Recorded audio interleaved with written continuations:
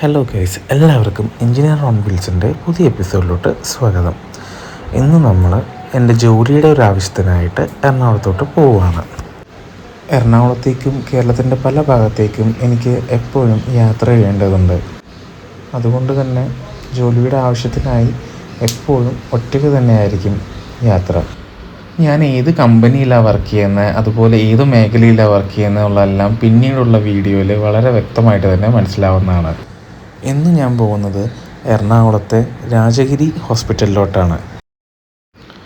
പാലക്കാടിലുള്ള എൻ്റെ വീട്ടിൽ നിന്ന് എറണാകുളത്തേക്ക്, അതായത് രാജഗിരി ഹോസ്പിറ്റലിലോട്ട് ഏകദേശം 140 കിലോമീറ്ററുകളുണ്ട്.